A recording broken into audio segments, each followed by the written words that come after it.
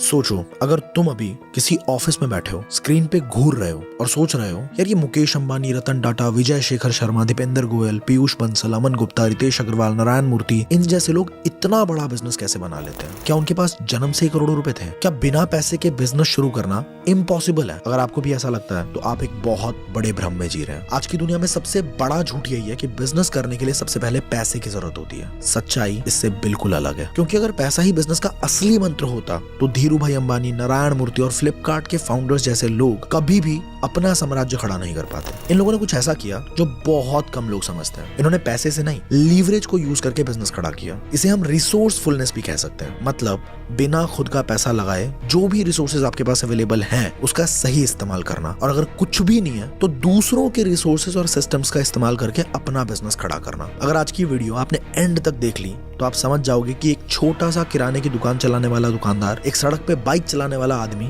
या एक छोटी सी चाय की टपरी चलाने वाला आम इंसान, ये सब लोग एक दिन 100 करोड़ का बिजनेस खड़ा कर सकते हैं। और ये कोई फिल्मी कहानी नहीं, बल्कि एक ऐसा सीक्रेट फॉर्मूला है जो हर एक सक्सेसफुल इंडियन एंटरप्रेन्योर ने फॉलो किया है। और सबसे बड़ी बात, ये फॉर्मूला कोई भी यूज कर सकता है बिना एक भी पैसा लगाए। मैं आपको वो छुपे हुए सीक्रेट्स बताने वाला हूँ जो दुनिया के सबसे अमीर लोग जानते हैं। और साथ ही एंड में मैं आपको 4 सिंपल और एक्शनेबल स्टेप्स भी बताऊंगा जिसे यूज करके कोई भी इंसान अपना बिजनेस बहुत तेजी से करोड़ों में लेके जा सकता है। ज्यादातर लोग यही सोचते हैं, मुझे पहले पैसे चाहिए तभी मैं बिजनेस शुरू कर सकता हूँ। लेकिन सच ये है कि अगर आप पैसा लेकर भी बिजनेस शुरू करोगे और अगर आपके पास सही स्ट्रैटेजी नहीं होगी तो आप इसे बहुत जल्दी डुबा दोगे। पर बिना खुद के पैसे लगाए, बिना खुद का रिस्क उठाए, अगर आप सिर्फ एक सही स्ट्रैटेजी के साथ काम करते हो तो आप अपना बिजनेस बहुत तेजी से स्केल कर सकते हो। कैसे? इस बात को अच्छे से समझने के लिए हमें कुछ नामचीन लोगों की जिंदगी में झांकना पड़ेगा जिन्होंने जीरो से शुरू करके अरबों का साम्राज्य खड़ा कर दिया, और वो भी लीवरेज और रिसोर्सफुलनेस को यूज करके। धीरू भाई अंबानी का नाम आज पूरी दुनिया जानती है, लेकिन क्या आपको पता है कि उनकी शुरुआत कैसी थी? 1950 के दशक में धीरू भाई अंबानी सिर्फ 17 साल के थे जब वो 500 की नौकरी करने यमन चले गए। वहां उन्होंने देखा कि मार्केट में कीमतों का उतार चढ़ाव कैसे होता है और कैसे एक ही प्रोडक्ट अलग अलग जगह पे अलग अलग दामों पर बिकता है। उन्होंने बहुत सिंपल सी लेकिन पावरफुल चीज सीखी जिसको बोलते हैं आर्बिट्रेज।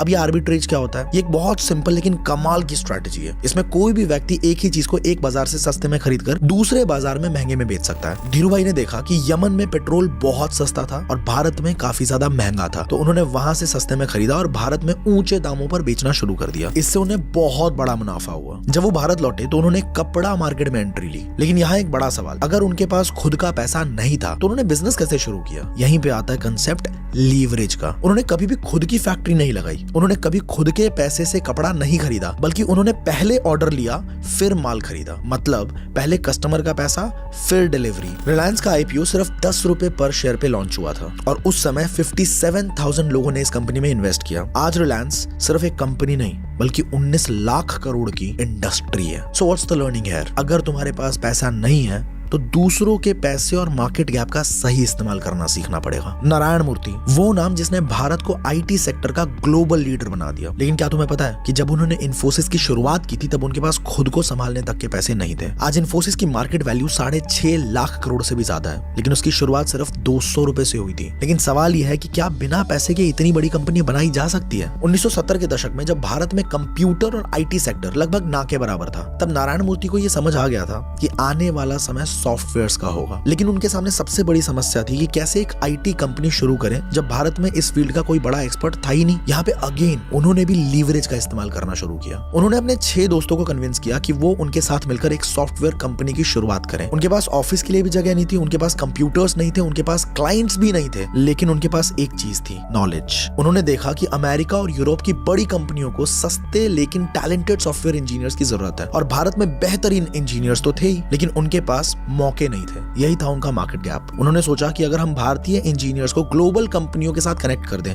तो बिना किसी इन्वेस्टमेंट के एक आईटी कंपनी की शुरुआत हो सकती है। लेकिन यहाँ पे एक बहुत बड़ी चुनौती थी, अगर उनके पास कोई कंप्यूटर ही नहीं था तो क्लाइंट्स तक पहुंचते कैसे? यहाँ पर फिर से लीवरेज का इस्तेमाल हुआ। इन्फोसिस ने अपनी पहली डील साइन की डेटा बेसिक्स कॉर्पोरेशन न्यूयॉर्क के साथ। लेकिन ध्यान देने वाली बात यह थी कि इन्फोसिस के पास अभी तक कंप्यूटर नहीं था। मतलब उन्होंने पहले क्लाइंट से पैसे लिए, फिर उन्हीं पैसों से कंप्यूटर खरीदा और प्रोजेक्ट पूरा किया। यही होता है स्मार्ट बिजनेस, जहां पहले पैसे लाओ फिर सर्विस डिलीवर करो। इन्फोसिस का पहला साल बहुत मुश्किल भरा था। पैसे नहीं थे, इंफ्रास्ट्रक्चर नहीं था, लेकिन टीम में एक चीज थी, दूरदृष्टि। विजन। इन्फोसिस ने 1993 में अपना पहला आईपीओ लॉन्च किया। उस समय तक आईटी सेक्टर को लेकर भारत में ज्यादा भरोसा बिल्कुल भी नहीं था, लेकिन इन्फोसिस के पहले दिन के आईपीओ ने 300% से भी ज्यादा की ग्रोथ दिखाई। आज इन्फोसिस के शेयर 1500 रुपए से ज्यादा के प्राइस पर ट्रेड कर रहे हैं। आज इन्फोसिस दुनिया की टॉप 10 आईटी कंपनी में से एक है। कंपनी की नेटवर्थ 6.5 लाख करोड़ से ज्यादा है। इन्फोसिस में 3 लाख से ज्यादा लोग काम करते हैं। इन्फोसिस के क्लाइंट्स में एप्पल, गूगल, माइक्रोसॉफ्ट जैसी बड़ी कंपनीज भी शामिल है। तो अब आप सोच के देखो, अगर नारायण मूर्ति क्लासिक बहाना बनाते, मेरे पास पैसे नहीं है, मैं कैसे कंपनी शुरू कर सकता हूं, तो शायद आज इन्फोसिस का नाम भी नहीं होता। उन्होंने पैसे नहीं बल्कि स्किल्स का लीवरेज किया। उन्होंने बिना कंप्यूटर, बिना इंफ्रास्ट्रक्चर और बिना फंडिंग के अपनी कंपनी खड़ी कर दी। इसलिए अगर तुम बार बार यही सोचते हो कि बिजनेस के लिए तो पैसे ही चाहिए, तो ये वीडियो तुम्हारे लिए सबसे बड़ा वेकअप कॉल है मेरे भाई। पैसा नहीं, आइडिया और एग्जीक्यूशन बिजनेस बनाता है। अब सवाल ये उठता है कि क्या तुम भी अपने स्किल्स को लीवरेज कर सकते हो? कमेंट्स में बताना मुझे।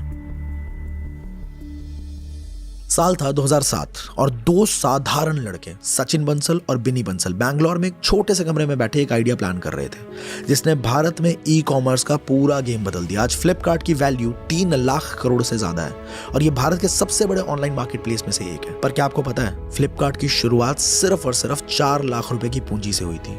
और सबसे बड़ी बात, फ्लिपकार्ट ने कभी भी शुरुआत में खुद के पैसे से इन्वेंट्री नहीं खरीदी, फिर भी एक $multi-billion कंपनी बनी। कैसे? लीवरेज से। फ्लिपकार्ट की शुरुआत से पहले भारत में ई कॉमर्स लगभग ना के बराबर था। लोग ऑनलाइन खरीदारी पर बिल्कुल भी भरोसा नहीं करते थे। उन्हें डर था कि क्या प्रोडक्ट सही आएगा, अगर डिलीवरी नहीं हुई तो। ऑनलाइन पेमेंट सेफ है भी कि नहीं है, लोगों में बहुत ज्यादा डर था। लेकिन सचिन और बिनी ने एक चीज पर ध्यान दिया, अमेज़न की सफलता पे। दोनों पहले अमेज़न के लिए काम कर चुके थे और उन्होंने वहां से सीख लिया था कि ऑनलाइन रिटेल कैसे काम करता है। यही उनकी सबसे बड़ी ताकत थी, नॉलेज। लेकिन यहाँ एक सवाल उठता है, अगर उनके पास पैसे नहीं थे तो उन्होंने बिजनेस शुरू कैसे किया? मतलब उन्होंने खुद की कोई इन्वेंट्री खरीदी ही नहीं, उन्होंने लीवरेज किया सप्लायर्स की इन्वेंट्री का। मतलब अगर मेरे पास मेरा स्टॉक रखने के लिए, मेरा सामान रखने के लिए जगह नहीं है, इन्वेंट्री नहीं है, तो क्या फर्क पड़ता है? जिन लोगों ने ऑलरेडी लाखों रुपए लगा रखे हैं और अपना सामान वहां पे रखा हुआ है, क्या मैं उन्हीं के पास और कस्टमर लाने के लिए मेहनत कर सकता हूँ? ये सिंपल सी सोच फ्लिपकार्ट के बहुत बड़े सक्सेस का कारण बनी। फ्लिपकार्ट की शुरुआत सिर्फ एक कैटेगरी किताबों की सेलिंग से हुई थी, लेकिन उन्होंने खुद के पैसे से किताबें कभी खरीदी ही नहीं, बल्कि उन्होंने एक सिंपल स्ट्रैटेजी अपनाई। पहले वेबसाइट पे प्रोडक्ट लिस्ट किया, जब कस्टमर ने ऑर्डर दे दिया तभी उन्होंने सप्लायर से किताब खरीदी और फिर डिलीवरी कर दी। मतलब कस्टमर के पैसे से ही उनका बिजनेस चलना शुरू हो गया। और ये था फ्लिपकार्ट का पहला लीवरेज। बिना एक भी प्रोडक्ट अपने पास स्टोर किए उन्होंने लाखों की बिक्री शुरू कर दी थी। शुरुआत में सबसे बड़ी दिक्कत थी, भारतीय लोग ऑनलाइन पेमेंट करने से डरते थे। फ्लिपकार्ट ने इस प्रॉब्लम को बहुत स्मार्ट तरीके से सॉल्व किया, कैश ऑन डिलीवरी मॉडल को इंट्रोड्यूस करके। ये सच में एक गेम चेंजर मूव था। साल 2010 में फ्लिपकार्ट की 60% से ज्यादा सेल्स कैश ऑन डिलीवरी के जरिए से होने लगी और इस वजह से फ्लिपकार्ट पर लोगों का बहुत ज्यादा भरोसा बढ़ा और लोग ऑनलाइन खरीदारी करने लगे। फ्लिपकार्ट ने 2009 में अपना पहला फंडिंग राउंड उठाया, एक्सेल पार्टनर से $1 मिलियन। लेकिन ध्यान देने वाली बात यह है कि उन्होंने बिना किसी बड़ी फंडिंग के ही करोड़ों में सेल करनी शुरू कर दी थी। टाइगर ग्लोबल और उनके जैसे ही बहुत बड़े इन्वेस्टर्स ने फ्लिपकार्ट में करोड़ों डॉलर्स इन्वेस्ट करने शुरू कर दिए। सिर्फ 2014 में फ्लिपकार्ट ने $1 बिलियन की फंडिंग उठाई, जो उस समय भारत के किसी भी स्टार्टअप के लिए सबसे बड़ी फंडिंग थी। फ्लिपकार्ट इतनी तेजी से ग्रो कर रही थी कि 2018 में वॉलमार्ट ने इसे $16 बिलियन यानी 1,20,000 करोड़ में खरीद लिया। फ्लिपकार्ट की इस खरीद ने इसे भारत का सबसे बड़ा ई कॉमर्स का प्लेटफॉर्म बना दिया। आज फ्लिपकार्ट भारत के 100 मिलियन से ज्यादा ग्राहकों तक पहुंच चुका है। देश भर में 20 लाख से ज्यादा कैटेगरी में प्रोडक्ट्स बेचता है, हर महीने अरबों का रेवेन्यू करता है। अब सोच के देखो, अगर सचिन और बिनी बंसल भी ये सोचते हैं हमें पहले करोड़ों की इन्वेस्टमेंट चाहिए तभी बिजनेस शुरू कर सकते हैं, तो फ्लिपकार्ट कभी बन ही नहीं पाता। ध्यान देने वाली बात यह है कि इन्वेस्टमेंट के बिना तो आप बिजनेस शुरू कर सकते हो, पर नॉलेज के बिना कुछ नहीं हो पाएगा। अपने फील्ड की नॉलेज तो आपको चाहिए ही चाहिए, और ये नॉलेज आती है उस फील्ड में काम करने से, एक्सपीरियंस लेने से। जितना ज्यादा आप किसी काम को समझते हैं, उसे करते हैं, जितनी ज्यादा आपकी प्रैक्टिस होती है, उतना ही आपका एक्सपीरियंस और साथ के साथ आपकी नॉलेज उस इंडस्ट्री में बढ़ती चली जाती है। अब मैं आपको अभी ऐसे 4 सिंपल स्टेप्स देने वाला हूँ, जो अगर आपने सच में फॉलो कर लिए, बड़ी आसानी से अपने बिजनेस को करोड़ों में ले जाओगे और अगले कुछ सालों में इसी वीडियो के कमेंट्स में आके आप थैंक यू भी लिखने वाले हो। Step number 1, problem is your की टू सक्सेस। में से हर एक इंसान प्रॉब्लम से हमेशा बचना चाहता है, दूर रहना चाहता है। पर चलो एक बार जरा प्रॉब्लम को आज एक नए नजरिए से देखते हैं। बिजनेस की सबसे बड़ी गलती क्या होती है? लोग सोचते हैं कि एक अच्छा आइडिया मिल जाए, बस तुरंत करोड़पति बन जाऊंगा। लेकिन आप सोच के देखो जरा, दुनिया के बड़े से बड़े सारे बिजनेसेस किसी एक आइडिया से नहीं, बल्कि किसी एक बड़ी प्रॉब्लम के सोल्यूशन निकालने से बने हैं। जब धीरूभाई अंबानी ने बिजनेस शुरू किया तब उनके पास लाखों करोड़ों नहीं थे। जब नरेश गोयल जेट एयरवेज के मालिक इन्होंने एयरलाइंस इंडस्ट्री में कदम रखा तब उनके पास खुद की एयरलाइंस खरीदने के पैसे नहीं थे। जब फ्लिपकार्ट शुरू हुआ तब बिन्नी बंसल और सचिन बंसल के पास सिर्फ एक लैपटॉप था। क्या इनका आइडिया बहुत यूनिक था क्या? नहीं, लेकिन ये सब लोग सिर्फ एक चीज जानते थे, लोगों की प्रॉब्लम को कैसे सॉल्व करना है। धीरूभाई अंबानी ने कपड़े के बिजनेस में देखा कि इंडियन मिडिल क्लास को सस्ते और टिकाऊ कपड़े चाहिए। उन्होंने अपनी पूरी स्ट्रैटेजी इसी पे बनाई। बिन्नी और सचिन बंसल को पता था कि भारत में लोग किताबें खरीदने के लिए घंटों मार्केट में घूमते हैं। उन्होंने फ्लिपकार्ट इसी मॉडल पे शुरू किया। तो आपका पहला काम क्या है? $1 बिलियन आइडिया सोचना बंद कर दो, प्रॉब्लम को पकड़ो। क्या प्रॉब्लम हो रही है लोगों को आपके आसपास? ऐसी प्रॉब्लम की लिस्ट बनाते चलो जो लाखों करोड़ों लोगों को सच में परेशान कर रही है। एक बार अगर आपने सही प्रॉब्लम को ढूंढ लिया ना तो पैसों की दिक्कत तो आपको बिजनेस शुरू करने से कभी रोक ही नहीं सकती। Step number 2, focus on building your network, not money. अब सवाल आता है कि बिजनेस के लिए पैसा कहां से आएगा? भाई मैं बार बार कह रहा हूं, पैसा नहीं चाहिए, पहले नेटवर्क चाहिए, पहचान चाहिए, ब्रांड चाहिए। क्या आपने कभी सोचा पेटीएम को शुरू करने के लिए विजय शेखर शर्मा के पास कोई बैंक नहीं था, लेकिन फिर भी उन्होंने करोड़ों के पेमेंट सिस्टम को खड़ा कर दिया? क्या जोमैटो के पास खुद के रेस्टोरेंट्स थे? नहीं। क्या ओयो के पास खुद के होटल्स थे? नहीं। तो उन्होंने किया क्या? उन्होंने नेटवर्क खड़ा किया भाई साहब, दूसरों के रिसोर्सेज को अपने ब्रांड के साथ जोड़ दिया। ओयो का मॉडल क्या था? दूसरे के होटल को अपने नाम से चलाना। जोमैटो का मॉडल क्या था? दूसरे के रेस्टोरेंट को ऑनलाइन लेके आना। आपको भी यही करना है। आज के जमाने में पैसे से बिजनेस खड़ा नहीं होता है, नेटवर्क और ट्रस्ट से खड़ा होता है। तो पहला काम, अपने इंडस्ट्री के लोगों से जुड़ो, उनके साथ काम करो, सीखो, समझो और अपनी जगह बनाओ। आपको इसी तरह से सोचना है कि जो प्रॉब्लम आपने पकड़ा उसका सोल्यूशन अगर आप ऑलरेडी ढूंढ चुके हो तो आप उस सोल्यूशन को कैसे मार्केट तक पहुंचाओगे। अगर आपके पास उतने रिसोर्सेज नहीं है कि आप खुद सोल्यूशन क्रिएट कर पाओ तो आप कैसे अपने नेटवर्क को बिल्ड करके उस नेटवर्क का इस्तेमाल करोगे ताकि वो सोल्यूशन इफेक्टिवली लोगों तक पहुंच जाए। देखो, बिजनेस में या तो पैसा लगता है या फिर दिमाग लगता है। अगर पैसा नहीं लगा सकते आप तो दिमाग तो लगाना पड़ेगा boss. Step number 3, take baby steps. सबसे बड़ा सवाल, बिजनेस कैसे शुरू करें? लोग एक ही झटके में 100 करोड़ कमाने की सोचते हैं, लेकिन सच ये है कि हर बड़ा बिजनेस छोटे छोटे कदमों से शुरू होता है। अगर तुम्हें लगता है कि कोई भी बड़ा बिजनेस एक रात में बना है तो ये सबसे बड़ी गलतफहमी है दोस्त। Amazon, जो आज दुनिया की सबसे बड़ी ई-कॉमर्स कंपनी है, उन्होंने सिर्फ किताबें बेचकर शुरुआत करी थी। ओला आज भारत का सबसे बड़ा कैब सर्विस प्लेटफॉर्म है, लेकिन इसकी शुरुआत सिर्फ मुंबई में कुछ टैक्सियों से हुई थी। रिलायंस, जो आज 19 लाख करोड़ की कंपनी है, उसकी शुरुआत बस एक छोटे से पॉलिएस्टर के बिजनेस से हुई थी। तो आपको क्या करना है? सबसे पहले एक छोटे बिजनेस पर फोकस करो। मान लो तुम एक डिजिटल मार्केटिंग एजेंसी शुरू करना चाहते हो। अगर तुम्हें लगता है कि शुरू में बड़ी बड़ी कंपनीज तुम्हें हायर कर लेंगी तो ये गलतफहमी है दोस्त। सबसे पहले एक क्लाइंट पकड़ो, सिर्फ एक क्लाइंट, उससे 10,000 रुपए कमाओ। जब पहला क्लाइंट सेट हो जाए तो 5 क्लाइंट पकड़ो, फिर 1 लाख रुपए का बिजनेस बनाओ, फिर धीरे धीरे इसे 10 लाख तक लेके जाओ, फिर 10 लाख का स्टेबल बिजनेस जब बन जाए तब इसे 1 करोड़ तक स्केल करने की सोचो। और जब 1 करोड़ की इनकम आनी शुरू हो जाए तो तुम इसे 10 करोड़ तक भी और 100 करोड़ तक भी लेके जा सकते हो। छोटे से शुरू करने में सबसे बड़ा फायदा यही है कि रिस्क एकदम कम होता है। मान लो तुम अपना पूरा पैसा एक बड़े आइडिया में लगा देते हो, लेकिन वो फेल हो गया तो तुम्हारा सब कुछ चला जाएगा।